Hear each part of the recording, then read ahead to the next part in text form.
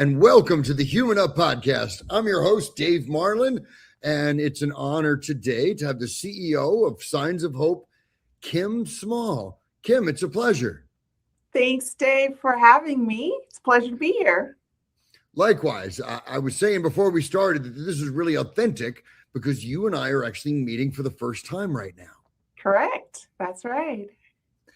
I love Signs of Hope, your organization, and you. I love the work that the Rape Crisis Center has done in Las Vegas for decades.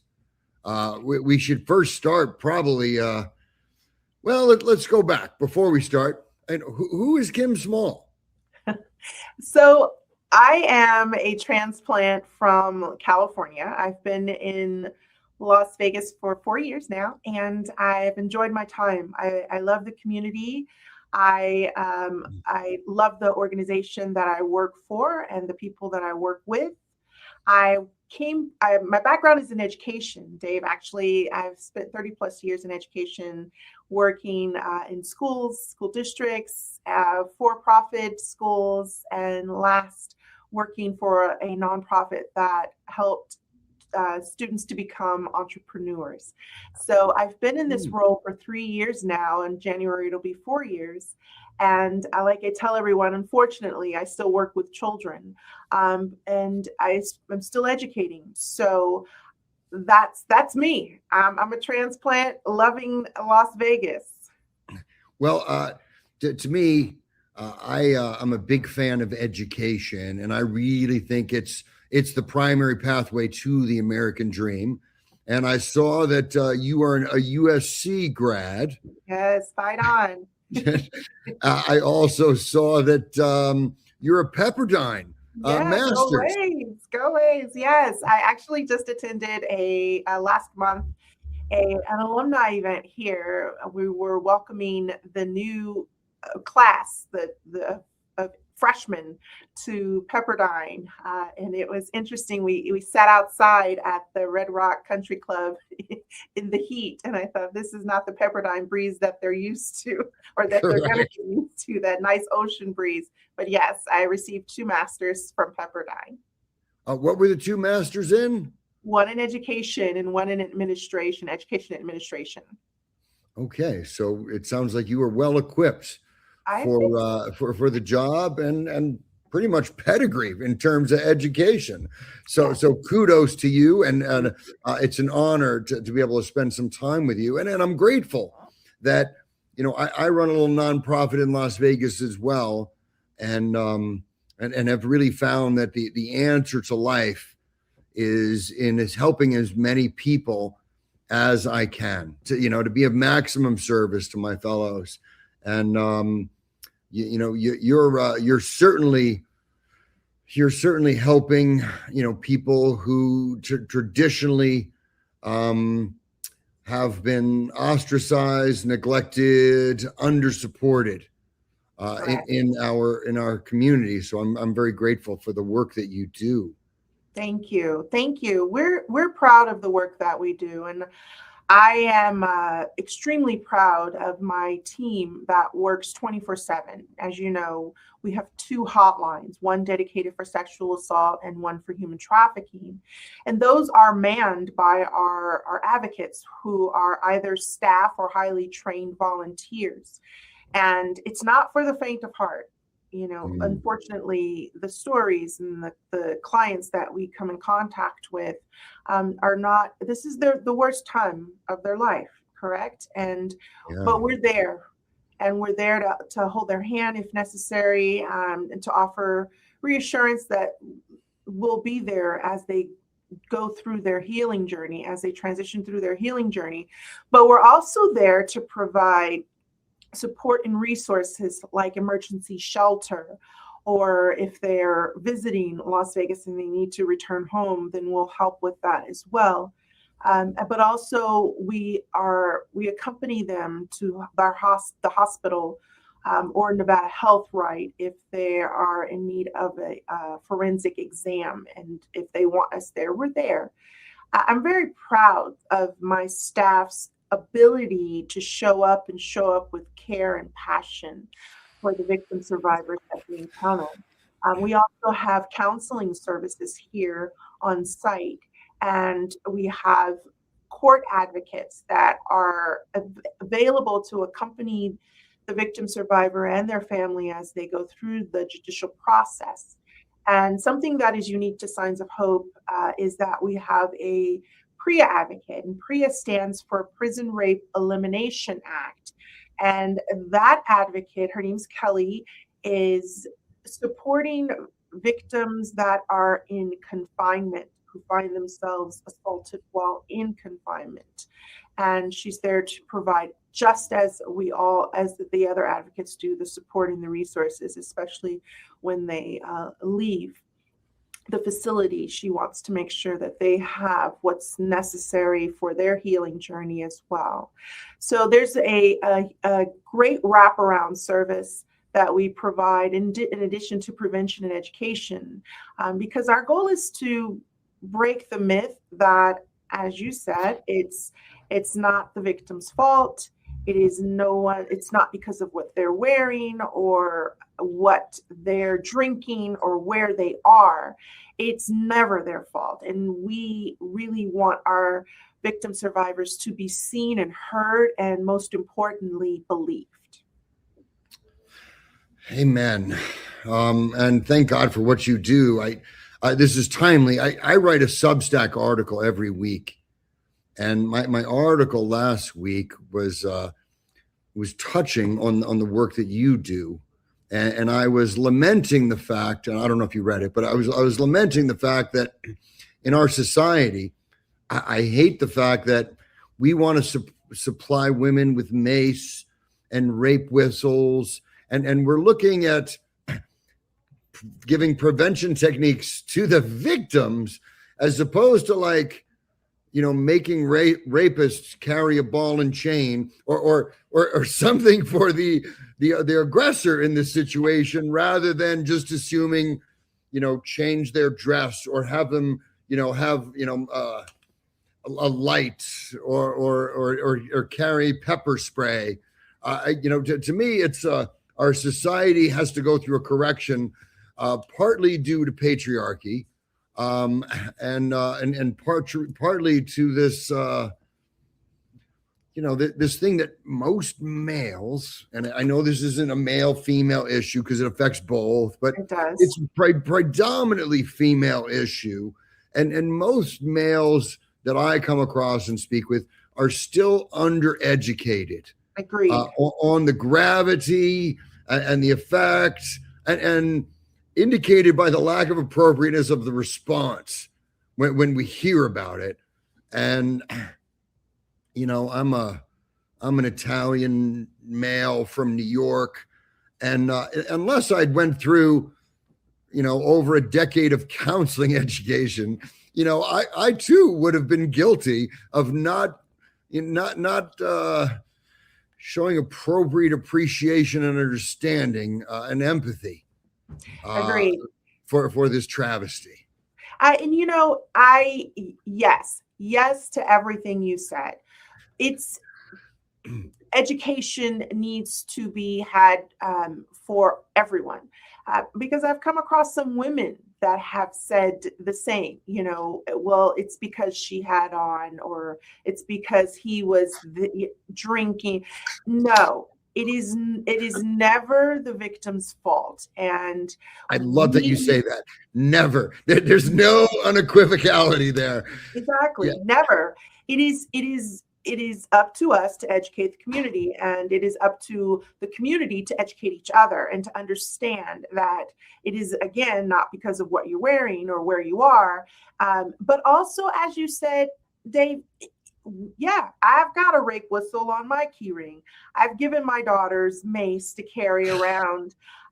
It isn't something that we're educating the women on what to do and what not to do, but are we educating our men on what to do and what not to do? And yes, Signs of Hope is in schools. We're in charter schools, CCSD, universities and colleges, and we're educating and in the community as well on good touch, bad touch, healthy versus unhealthy relationships, child sexual abuse.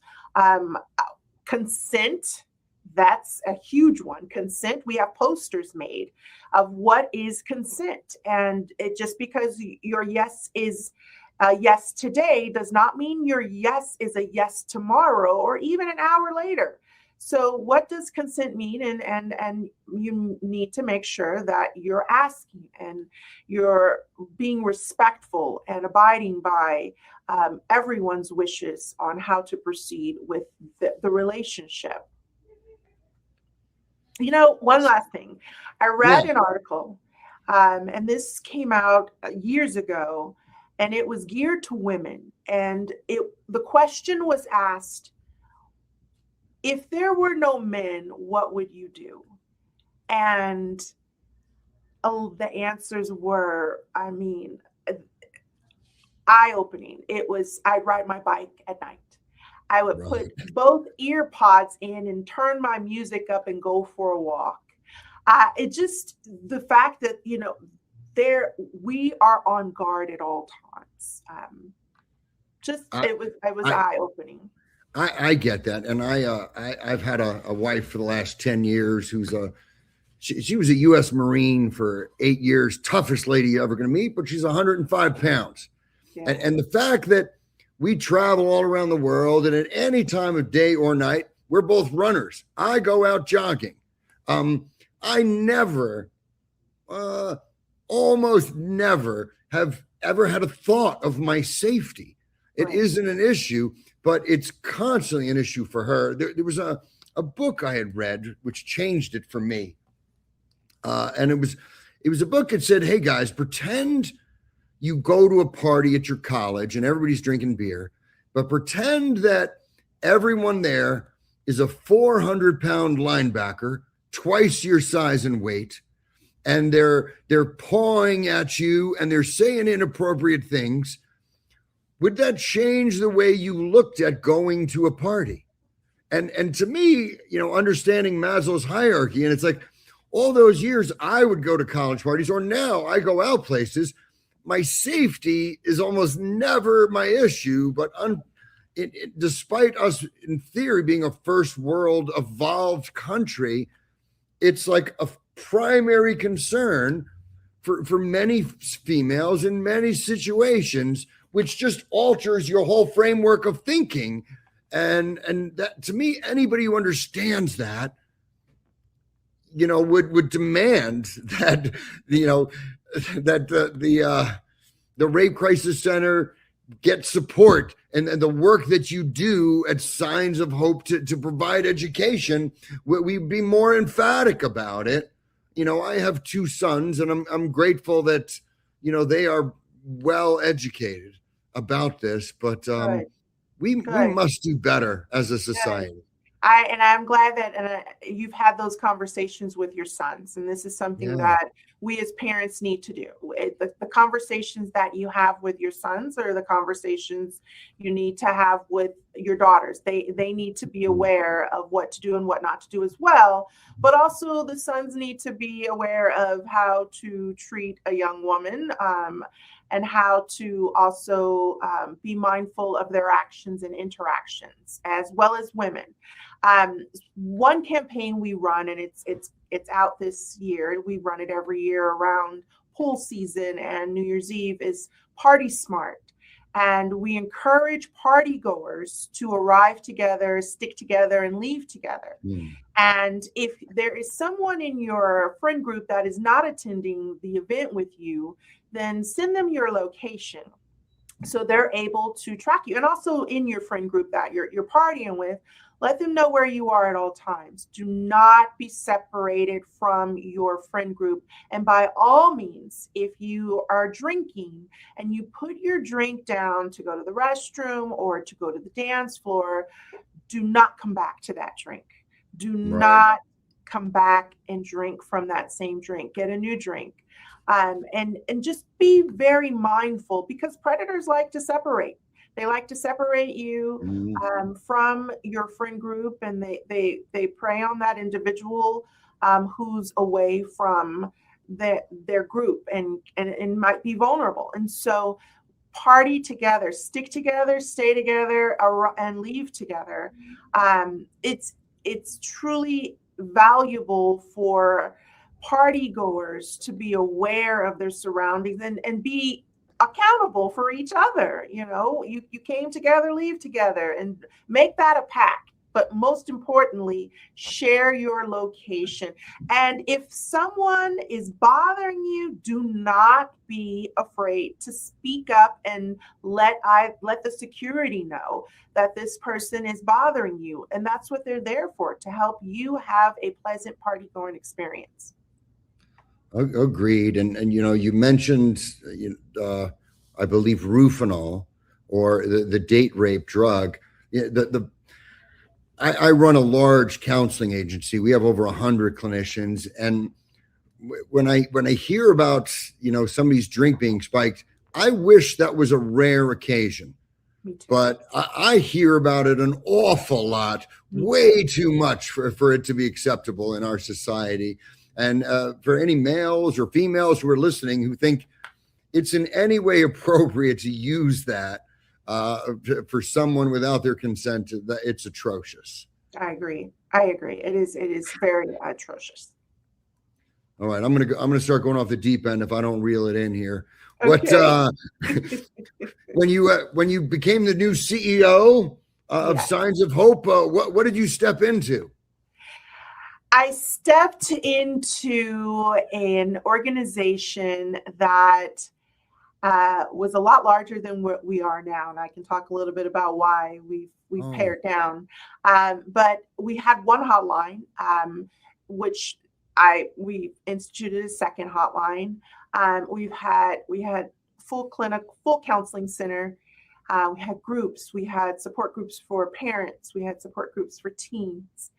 And we had case managers on the sexual assault side as well as the human trafficking side.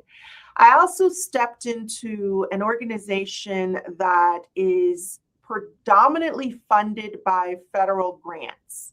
And that has been a benefit and also, a negative. I know very well. I'm sure you can have lots of them. A blessing and a curse. It is a blessing and a curse. It is a blessing because they're lucrative, and it is a curse because funding gets cut, and funding has consistently been cut, especially for the population we serve. And we're now down to 21 staff members, and that is not inclusive of our contracted counselors. But we recently went through another round of federal cuts and state cuts, and that impacts the work that we do because the need is increasing. Right. The capacity to address this is not, and that's what we're asking the community to get behind, is to support us. And you said that earlier. We need the funding to do what we do. We are the only rape crisis center in the state of Nevada. And we've been working in Nevada for 52 years. There is a need. Thank you. Yeah, there is a need, and it is growing, but the capacity is not. And as a CEO, I'm constantly challenged with how to do more with less, and that isn't fair for my team, as it is not an easy task that they're encountering every day. And vicarious trauma is real, and so is burnout. I need to be able to increase our capacity, and I depend on our community to help with that, either with fundraising or volunteering. And we have our Advocacy University coming up at the end of September, which is a 50-hour training for volunteers as well as new staff to go through to be certified to work on our hotline, to work in our office. We depend on volunteers as well as unrestricted dollars so that I don't have to make cuts to our programs. So I, like you, think that it's highly important for the community to support the only rape crisis center in the state of Nevada. Wow. Agreed. And we went through the state cut all our funding. We went through federal cuts here as well. And to me, I'll complain a little bit. We treat any human with a substance use disorder or a mental illness. And, we were emphatic about that since our inception, although about a little over a year ago, we went through a big rebranding, and we now treat all Americans with a substance use disorder or mental illness, when we had to do that to protect our funding. Yes. And when you go through, like when the state cut our funding, not only, as a CEO, did I realize that I've got to cut a bunch of staff positions, but the rest of my staff, we have 130 staff here at Vegas Stronger. The rest of the staff, they know it hurts me. They know it means I'm not going to sleep for a while, and that it physically causes me pain. Yep. That breaks my heart. But all the staff, they feel less appreciated, recognizing that the feds or the state isn't recognizing, appreciating, continuing to support our work, which we know is critical. Our staff know is critical. I know. Yep. So, to me, our job is doing more of this, getting out messaging and spreading the word so people understand that, mental illness is real, substance use disorders are real, sex trafficking is real. Yes. And what do we call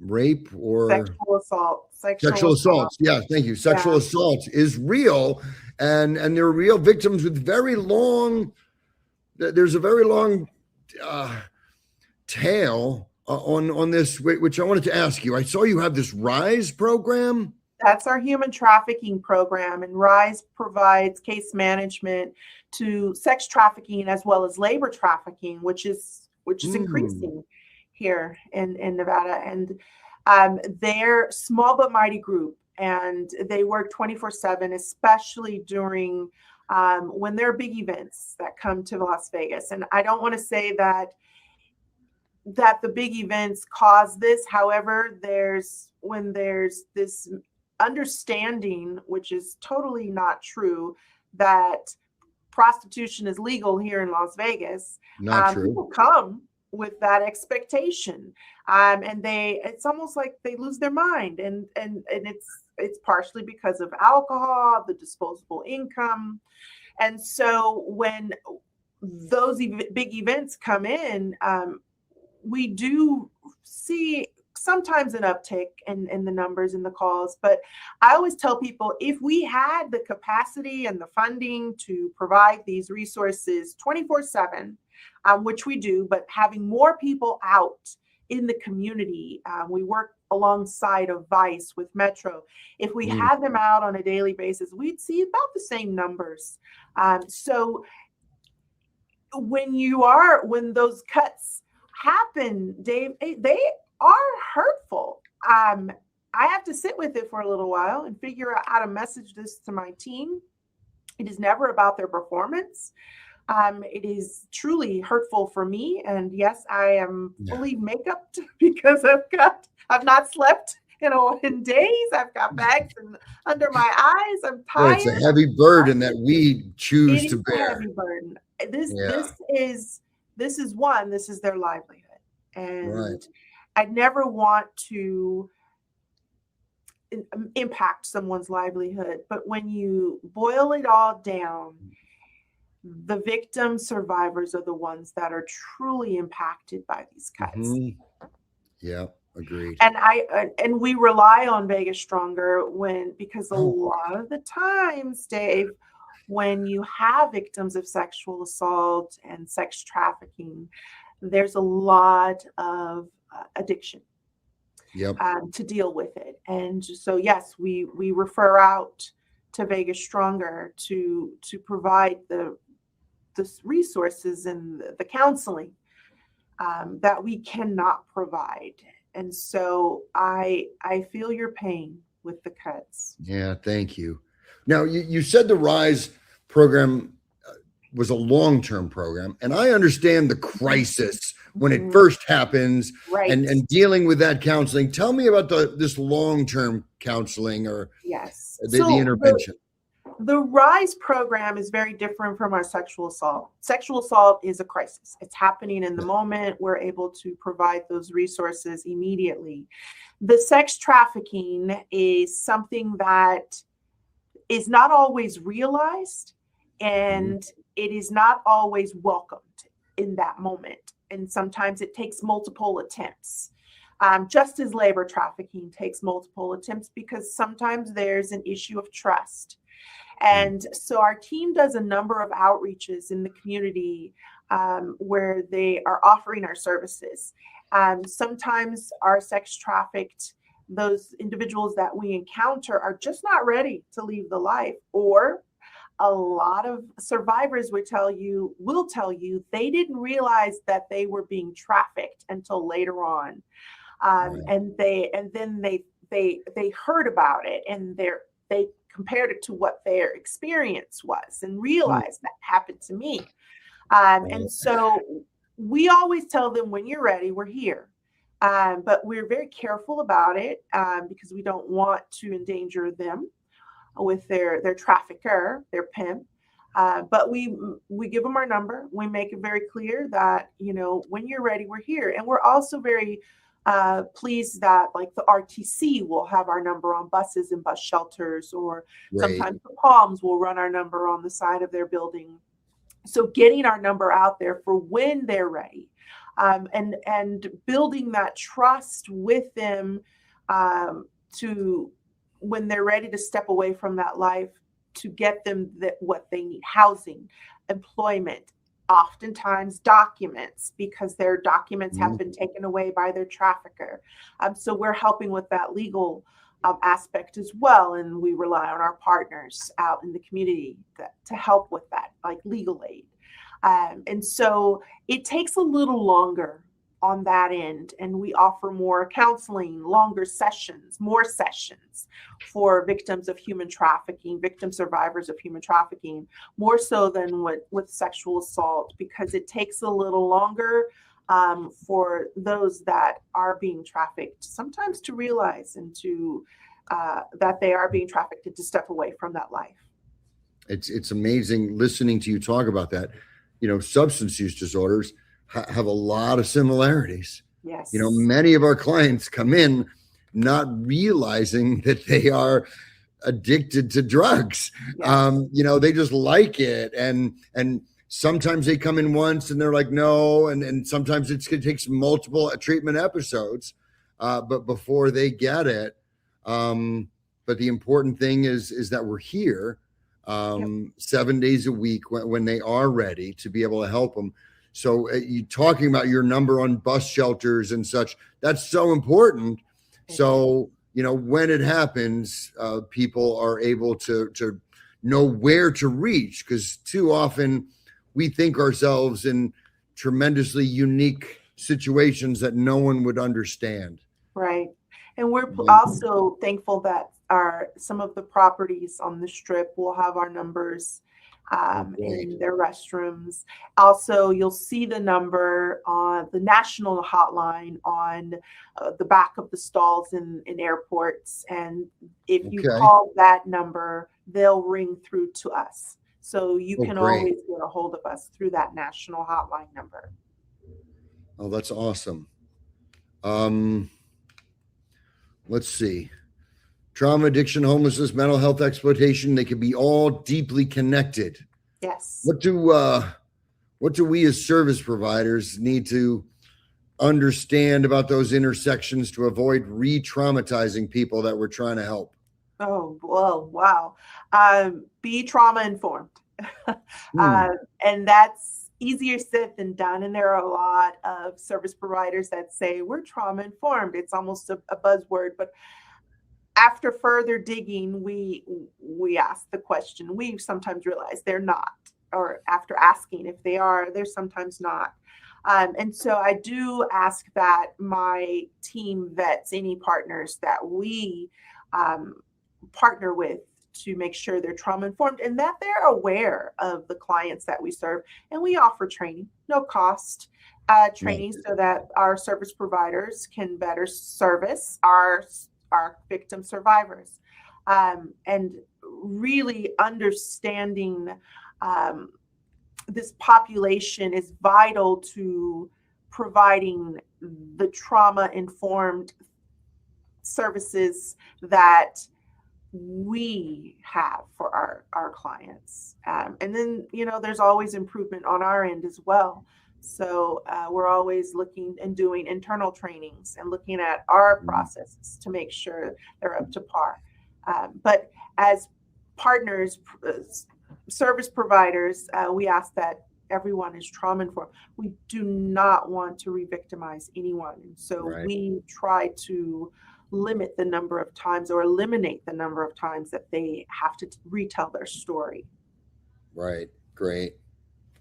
Yeah, we'll have a client here for quite some time, and most likely we're going to do, address the primary substance or mental health condition. We'll maybe do grounding techniques, self-soothing way before any exposure therapy, which is a much longer term intervention that we may get to, but agreed. And we do offer those holistic. We have yoga on Tuesday evenings with for victims and survivors and staff volunteer. We really try to pour into our staff as well, making sure that their well-being is taken care of.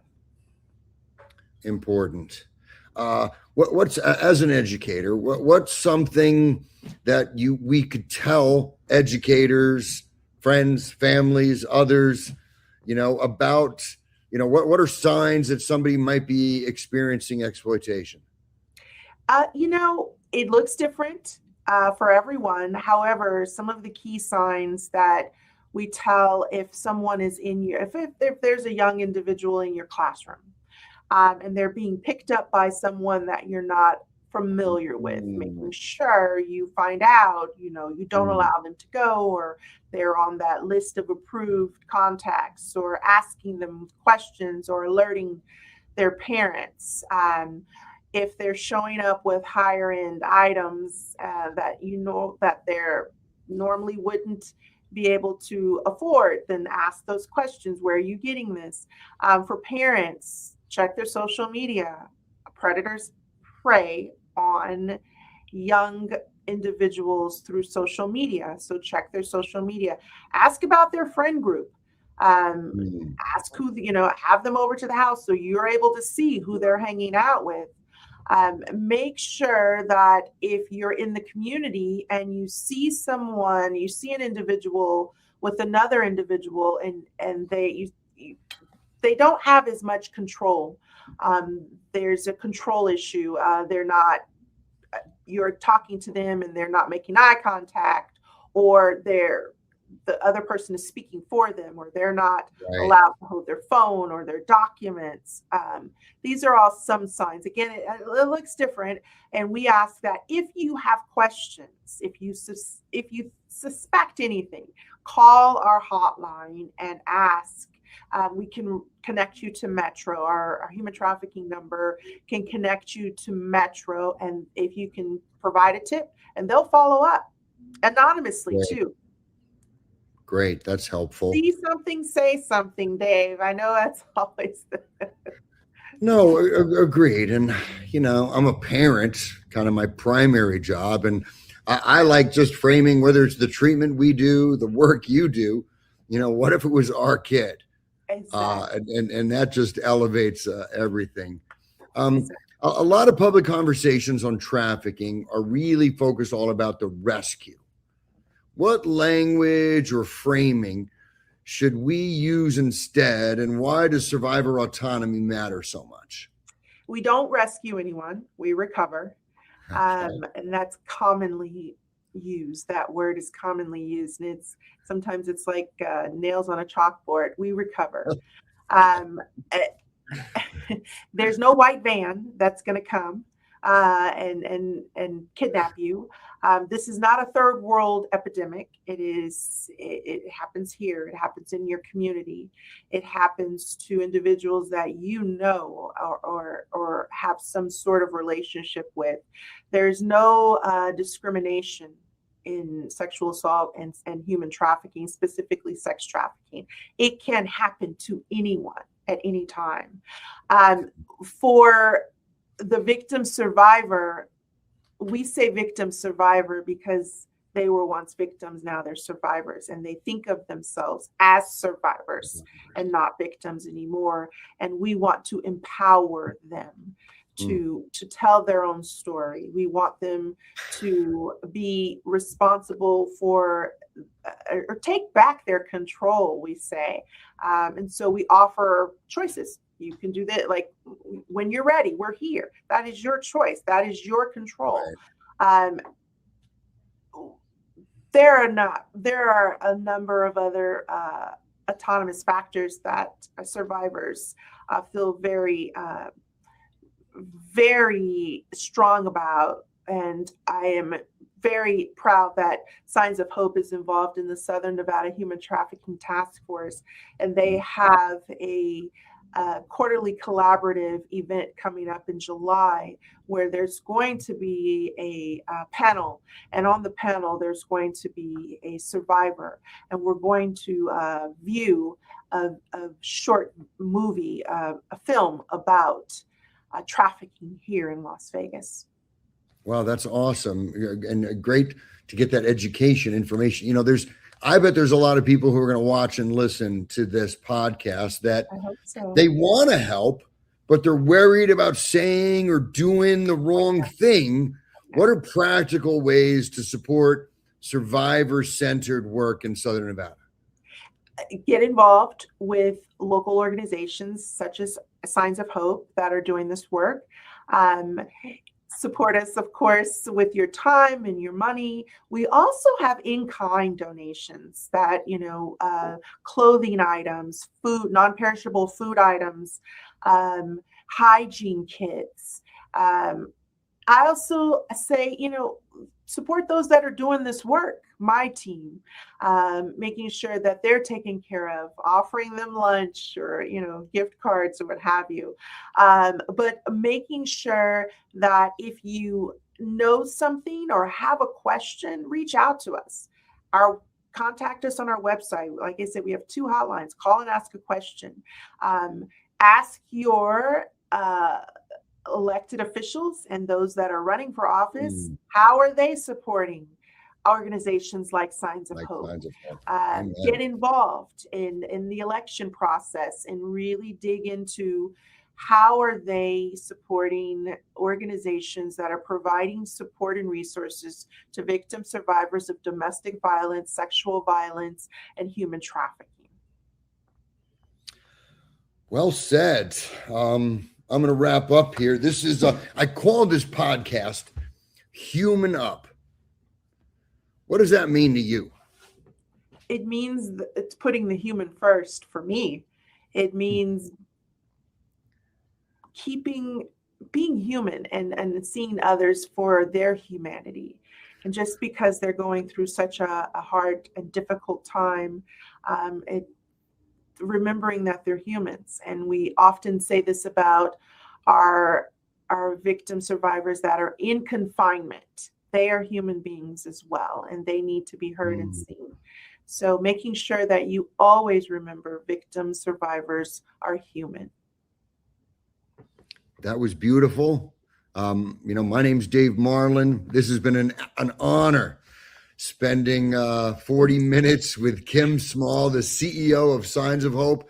Thank you so much for your time. I'm grateful our organizations collaborate.